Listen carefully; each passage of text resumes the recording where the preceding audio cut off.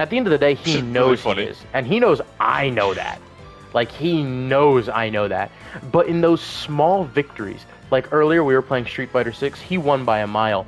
But like, there were some reads that I had on him where I was just abusing C Viper's special jump whenever he did a fireball with Terry, because his frames wouldn't come out fast enough to like block after it. But he got like hung over on that. Like when the set was over, he was like, "I'm really disappointed in myself for missing those, like, for not blocking enough of those overheads." And I'm like, dude, you couldn't have done shit if you tried. Like, that's not even like a user error. Well, kinda is a user error, but like once you commit to that fireball. Well, no, it wasn't fireball. It wasn't neutral. It was full screen. It was like damn near full screen because I kept on running away from him because I was on lower health. But no, so it really wasn't like user error. He just did a fireball because I was low on health, and it was in good faith that I would get caught by it, or he could follow up with something if I didn't react enough. No, Enrique, stop backing up. You don't have projectiles. But you know, when he did that, I did a special jump with C Viper, you know, the rocket one, and I'm instantly in his face. And so I just do an overhead in the air, and then boom, I get a little combo that I drop 90% of the time, and you know, at the end of the set, like I think it was like 17-9, 17-7, 19-7, I don't know, something like that. He did really good. His Terry's way better, like way better. He's in platinum right now. And he was like, you know, yeah, and he was like, man, I missed those overheads. I don't know why I got hit by them, and I'm sitting there, I'm like, dude, those were just thrown out in like really good times. Like I straight up wouldn't have gotten those off in any other circumstance. Like I literally throughout the entire set, I don't think I did get an overhead on him that was like too insane. I think the most I got on him was C Viper's forward triangle where she does a little hop and then elbow down, but you can't really combo off of that. It's just meant to like apply pressure. But he was like beating himself over it. I'm like, dude, what the fuck? Like it was a good set, don't get me wrong, but it was like, I don't know why I think he took himself a little too seriously in that sense, because I was sitting there and I'm just like, dude, like, those were like 1 in 100s. Like, that's not gonna happen a majority of the time. I missed my 4-ball! And we've seen it before. I get my shit kicked in. Yeah, Enrique, like, my advice, like, as someone who kind of sucks at fighting games, is average, it doesn't really get mad. Just take it easy, man. Like, you need to look at the fun parts, you know, like, oh, that move was so silly, or I love hanging out with my friends. Like, you're overthinking it, man. Like, we're not competing for anything, except maybe, like, bragging rights for going on a 20-win streak. And that's what I'm saying, like that also comes with the joke and shit. Like, do you know how many times we've sat in these lobbies and been like, have you ever played Uni 2 with $2? Yeah, with your life on the line, with Dax on the line, with like anything. Like, I used to be like, I'll admit it. I can admit this wholeheartedly. I don't even know if you can hear me. I don't really give a shit either.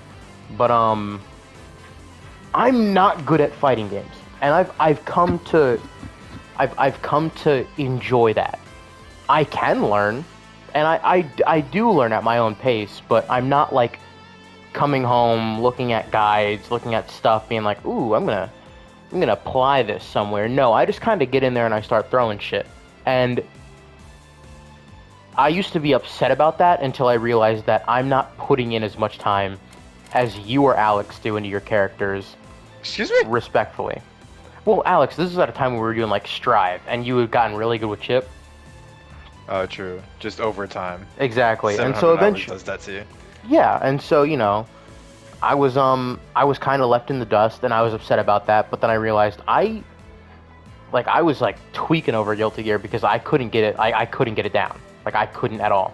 None of the characters felt right. Nothing felt good, and I was just bad. Y'all were better.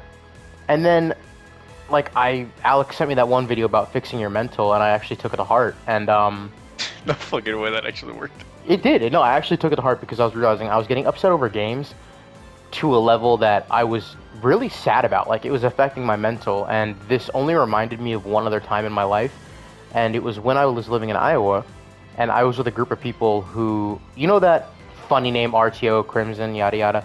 Well, that was because I was a Yeah. part of a group who did Rainbow Six Siege, like, actually. Oh. And it was with me and a couple of buds from school, and then a couple other people out of school, and we took it very seriously. Like joining little stuff, little tournaments, like all online, but it was just set up in a way that we would like try and gain a little reputation, and we took it stupidly serious, and they put me under so much stress that when I messed up, I literally I was blaming myself and actually like ruining my day. And it took me so long to break out of that mindset for Rainbow Six Siege and shooters. It still happens in shooters, like whenever I play battle royales and stuff and I don't hear people. But like I broke away from that luckily because I no longer speak to the decrepit person that is Jackson. Yeah. And I enjoyed games again. I'm good at shooters now. I can confidently say I'm good at shooters. Better than me.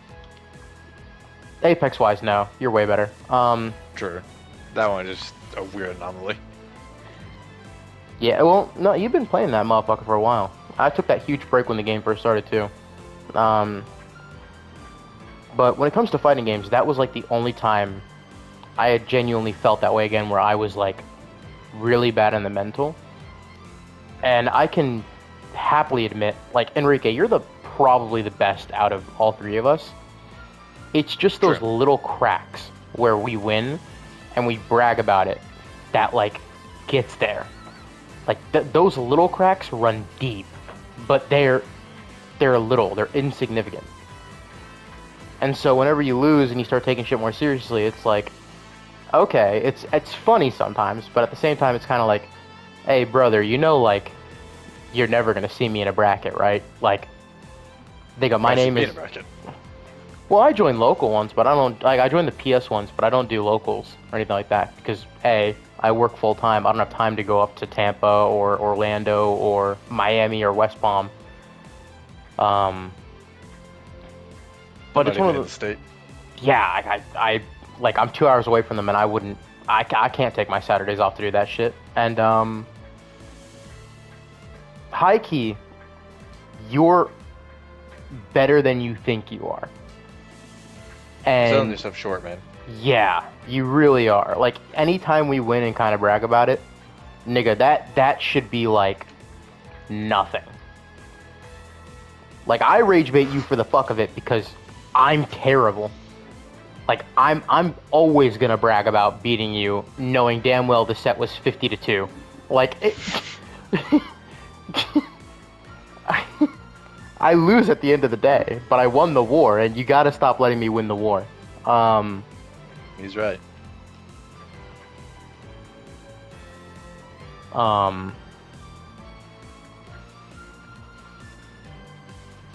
But you're a good player. And the only reason why I picked up Byakuya, by the way, was because I had known about a lot of the shit he has done previously from a lot of videos. I wasn't going into that fight blind. I really wasn't. I'm not lying to you. So those two little victories I had... Yeah, those two little victories I had were just based off of prior experience. Luck. Literally luck. Just don't sell yourself short. Don't let it get too under your skin. Laugh about it. Joke with us. You know, take a couple of shots back. That never hurts. Jägerbomb. Those pre-game with some Jägerbomb.